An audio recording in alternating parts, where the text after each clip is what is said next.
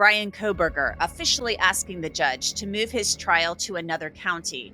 He says he can't get a fair shake in Latah County, where he's accused of brutally stabbing 4 University of Idaho students. I'm Angenette Levy. It's Monday, and this is Crime Fix. There's no doubt Bryan Kohberger's case has been covered extensively, not only by mainstream media, but also on social media. Kohberger faces the possibility of the death penalty if he's convicted of the brutal murders of Maddie Mogen, Kaylee Gonsalves, Ethan Chapin, and Xana Kernodle. They were killed in a home near campus on November 13, 2022.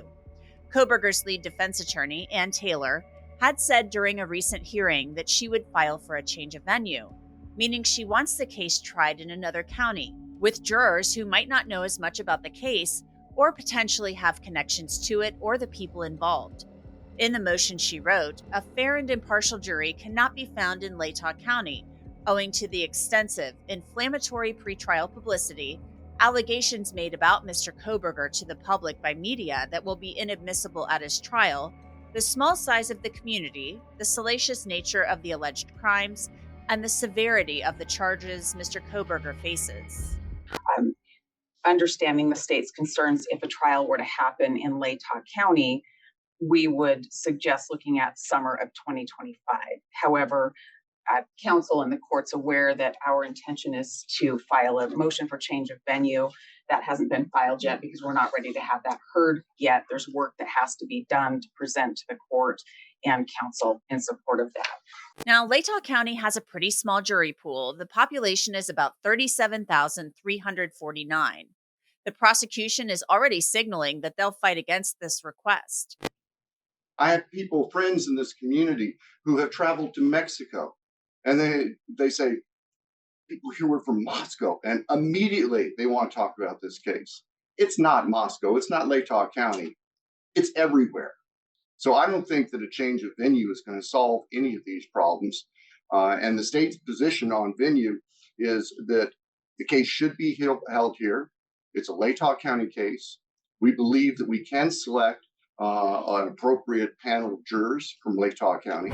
I want to take a minute to tell you all about an exciting new channel we just launched here at Law&Crime. It's Law&Crime Body Cam. This channel is devoted to authentic, raw footage captured directly on police body cams, which means you get to see what happens firsthand instead of hearing about it in court or from a police report. Law&Crime Body Cam puts you right in the middle of the action of high-stakes situations like car chases, DUIs, arrests, and all of the other crazy situations that police encounter daily. Check out the description of this video for a link to Body Cam, and make sure you subscribe so you don't miss any new uploads. Mark Piepmeier has tried 50 death penalty cases in Cincinnati, Ohio, and Natalie Whittingham-Burrell is a public defender. Mark, can Bryan Kohberger get a fair shake in Latah County? It comes down to whether the jury can base their decision just on what they hear in the courtroom and set aside anything they've heard outside of the courtroom. And I have a couple examples I can mention. Back in the 80s, that's how long I've been doing this, there was a serial killer that went across the Midwest by the name of Alton Coleman. Killed 22-something women and children. He killed 2 different people in Cincinnati, a lady and then later on a young girl within a couple days of each other. This was headlines when it happened, and the entire case was pretty much televised. He went to trial on the first case, was convicted and sentenced to death. I did not try that case, but then about a month later, he was tried on a second case that I tried. He killed a young girl by the name of Tani Story.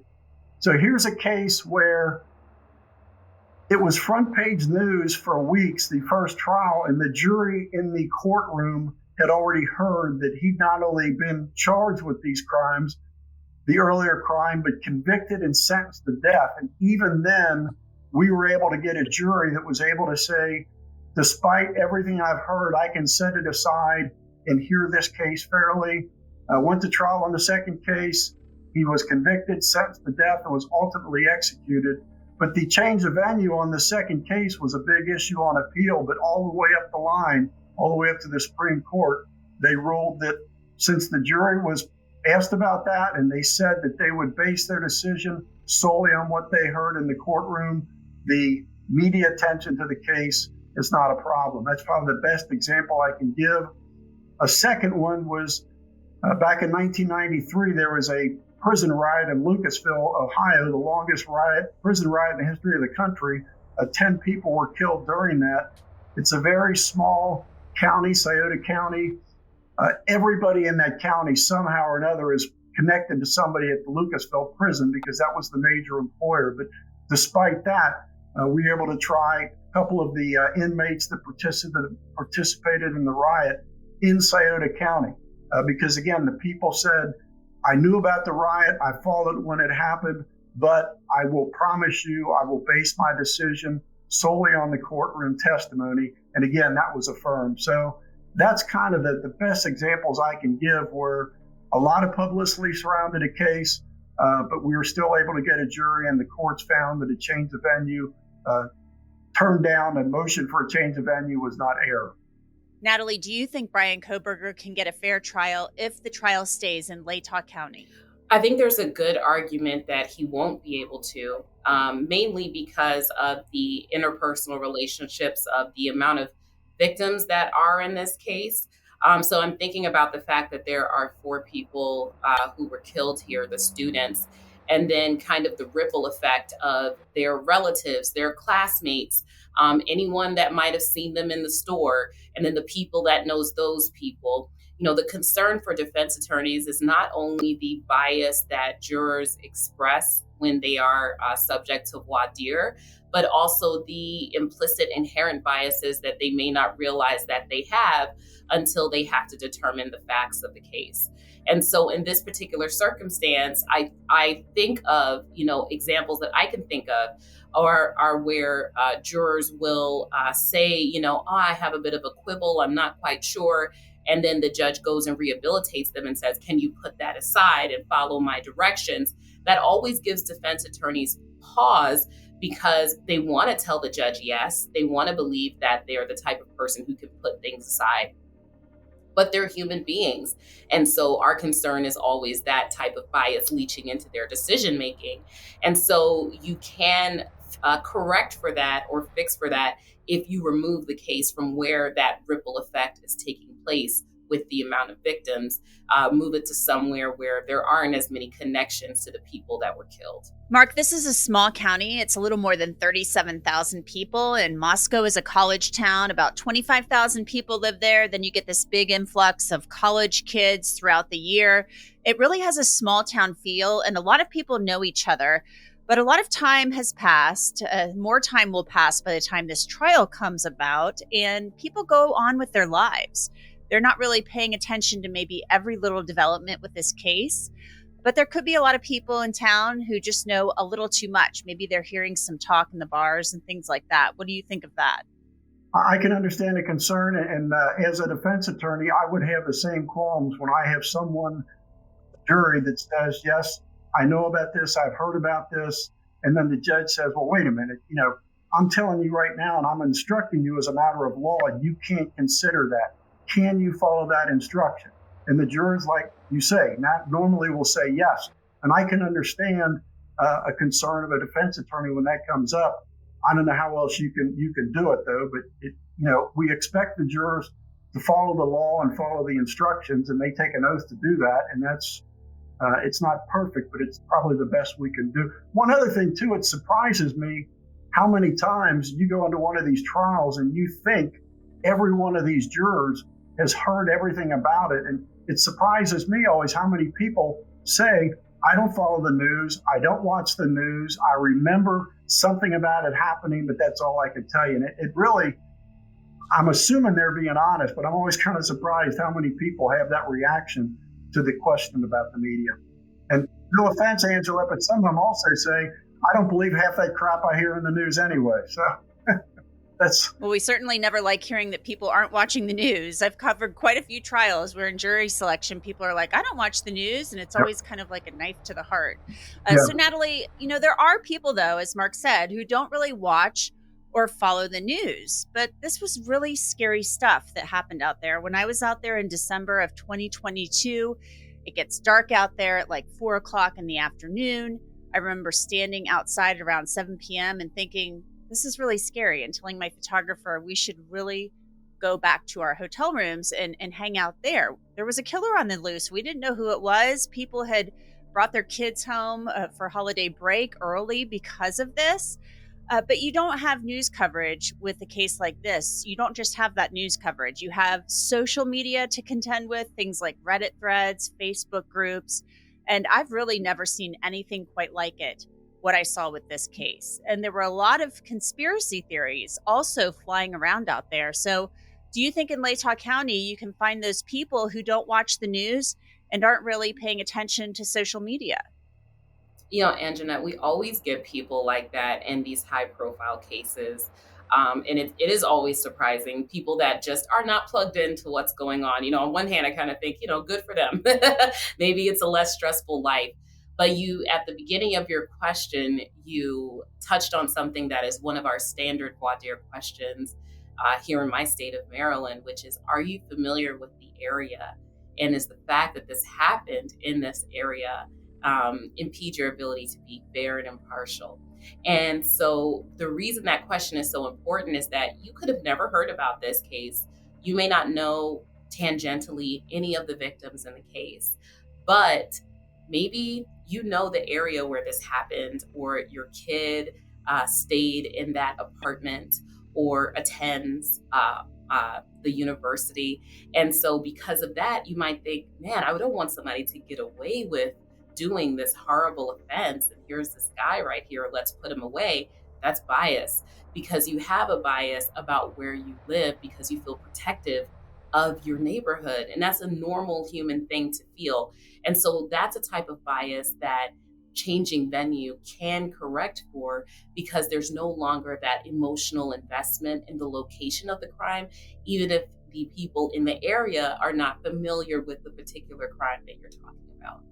Well, I do have to tell you both that I was a little surprised by the fact that this motion was only 2 pages long, and they haven't really gotten into arguing this yet. There's no brief attached to it, which also surprised me. And in the old days, the defense attorneys, they'd bring in those bankers boxes and sit them down and stack them up and kind of pound on them. They'd have scripts and newspapers and tapes with news coverage, and they kind of pound on the boxes and say, look how bad this is. Look at all this media coverage. Ann Taylor says she needs to do more research on this issue, but I would think she could just log on to things like YouTube and Google and see how much coverage is out there. For his part, the prosecutor, Bill Thompson, is saying that people in Latah County, the residents, they actually deserve to have the case tried there. But really, this is Bryan Kohberger's trial. I've never heard a prosecutor say something like that before.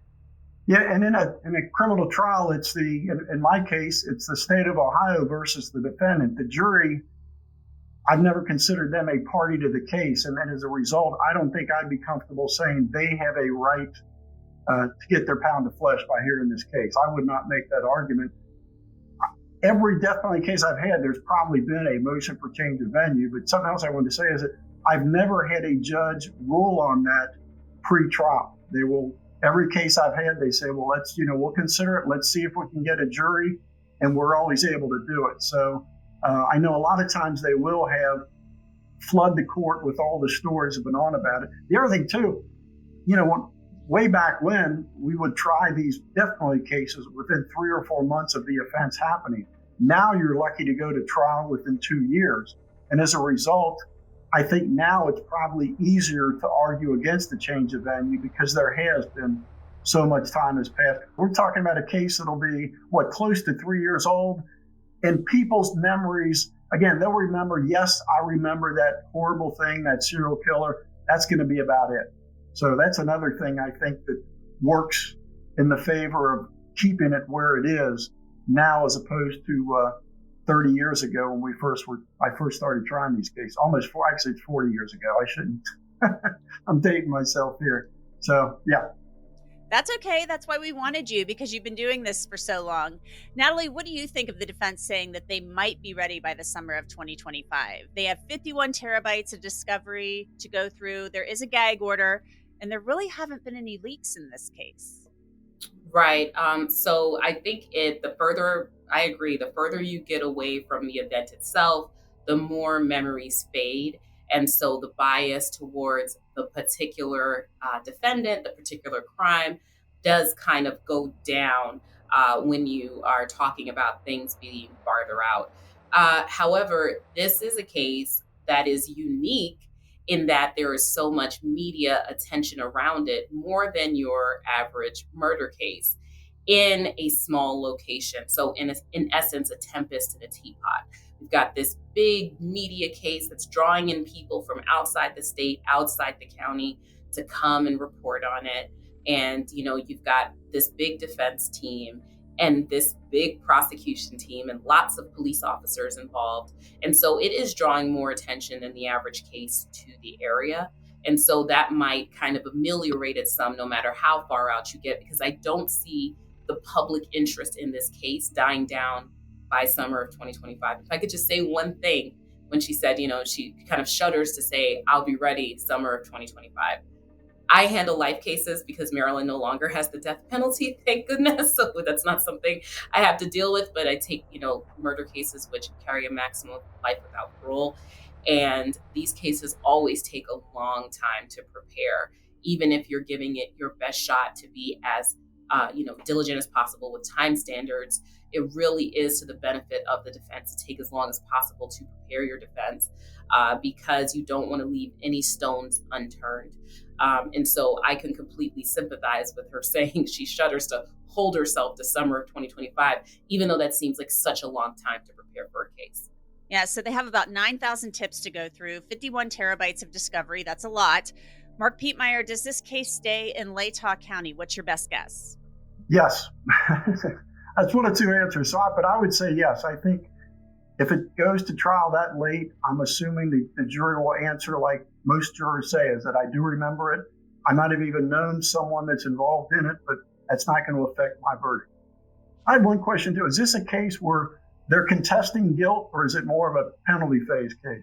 Well, he says he didn't do it. We've heard he may have said some things that weren't helpful to him right after his arrest, but we don't know what those things are. He actually said through his former attorney that he hopes to be exonerated. Okay, so it's not a confession or a DNA case, anything like that. Okay. So, Natalie, what's your guess? Does this stay in Latah County, or will it be moved down to Ada County in Boise or another location? Right. So, if it was not for the Lori Vallow Daybell case, I would say, given the time between when the event happened and when it's going to go to trial, no, it doesn't get moved. But even though it was a different county, the Rexburg, Idaho case was removed for Lori Vallow Daybell. So maybe the state of Idaho was a bit more cautious when it comes to guarding against potential bias from jurors.